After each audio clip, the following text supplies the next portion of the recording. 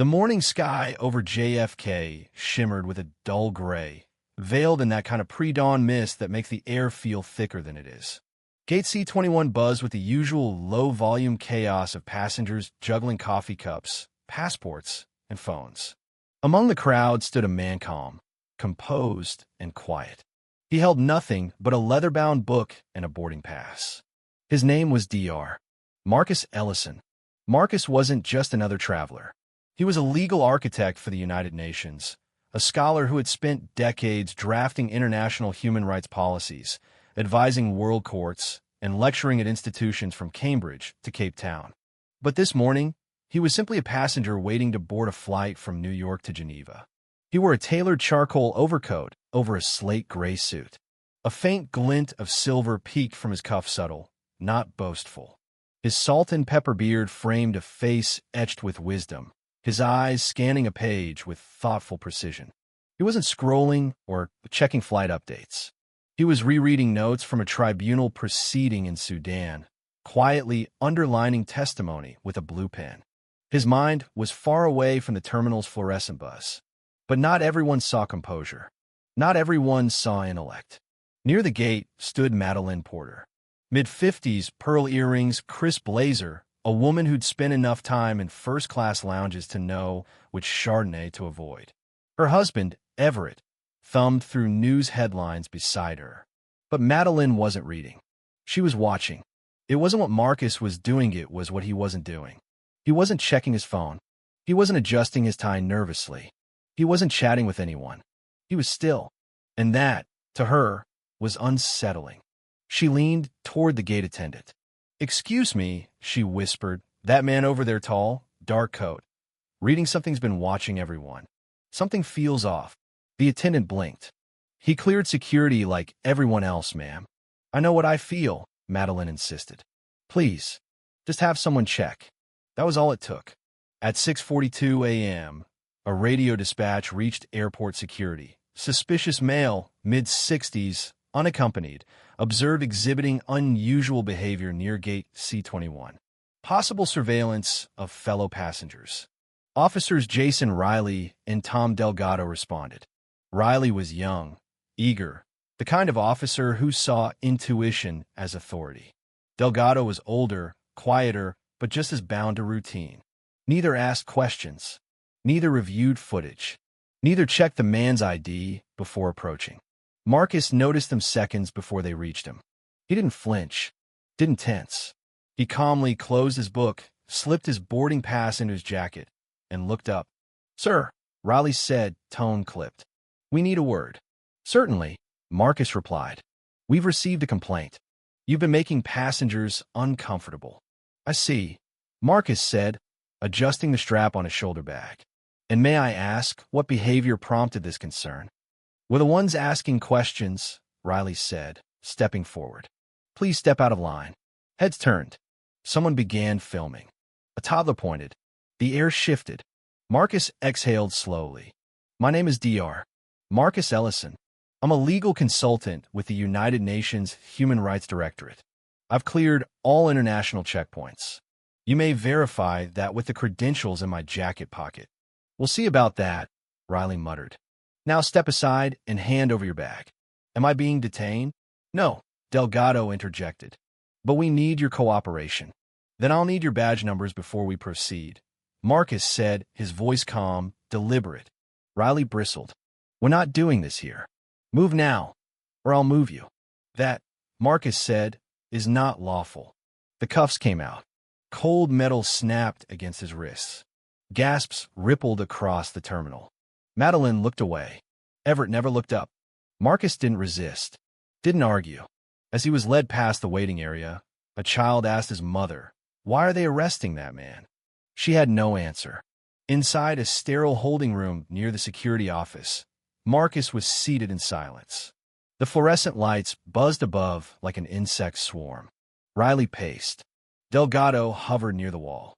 "State your name," Riley ordered, clipboard in hand. "You have my identification," Marcus said evenly. "But for the record, Dr.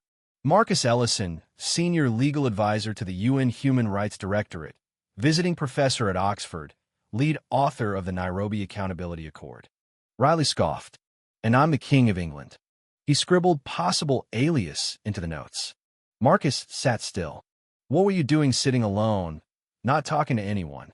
Riley asked. Reading. That's it. Yes. You look suspicious, Riley said. Define suspicious. Too quiet. Watching people. Marcus leaned back. Listening and observing is not a crime. Getting defensive makes you look guilty. Guilty of what? Marcus asked softly. Not performing? Delgado shifted uncomfortably. Riley leaned in. Keep playing games, Professor. See where it gets you.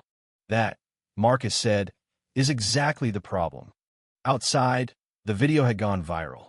In 45 minutes, it had hit 300,000 views. The caption read, Legal expert detained for reading too quietly. News outlets picked it up. Journalists called. Activists reposted.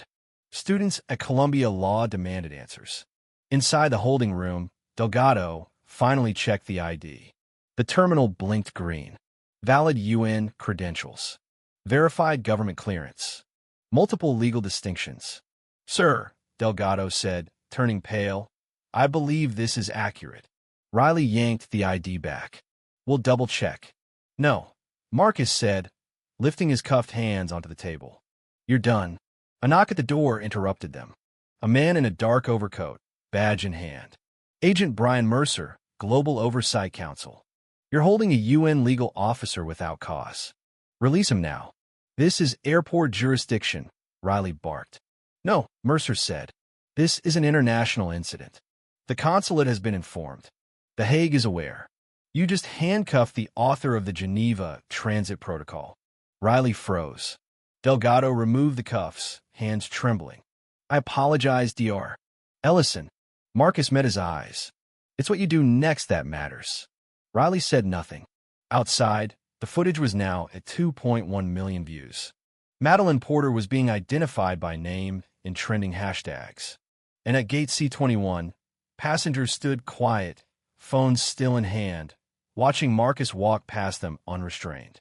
He didn't speak, didn't shout, but his presence thundered louder than any announcement. By evening, a press briefing was underway. We are reviewing procedural failures, an airport official said. We acknowledge that implicit bias may have played a role. Marcus refused to speak to the media. Instead, he met privately with a panel of legal auditors, civil rights leaders, and transit security regulators. There, he outlined a solution. A 42-page framework titled the Ellison Protocol. Mandatory bias training. Independent oversight. Complaint validation audits. Chain of review protocols. Public dashboards tracking escalation procedures. This isn't about punishing two officers, he told the room. It's about dismantling a system that enables unchecked power. The panel went silent. No one argued. The proposal moved to Parliament in less than a month. But Marcus wasn't done. He founded the Ellison Initiative for Institutional Reform, a policy center dedicated to systemic accountability in law enforcement, especially within international travel zones. Within its first year, the initiative overturned 14 unjust detentions, launched legal training across 22 airports, and developed a digital repository called the Watch List that watched back, a public archive of racial profiling incidents worldwide. Marcus Ellison, once reduced to a threat by a whisper, became the name behind a new global standard. And Officer Riley? He was removed from duty, investigated for misconduct, and cited in a case study now required reading in UK law academies under the heading, When Assumptions Detain Justice. Madeline Porter never faced charges, but her name became a cautionary tale, not in courts, but in classrooms, on protest signs, in whispered apologies. What did she see, and what did it cost? As for Marcus, he declined every award, every spotlight. He returned to teaching, training future defenders of dignity.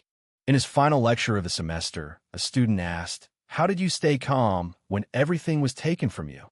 Marcus smiled faintly, because they couldn't take what they never gave. He didn't want revenge. He wanted reform. He didn't seek validation. He demanded verification. He didn't raise his voice. He raised a standard, and the world listened. It still is.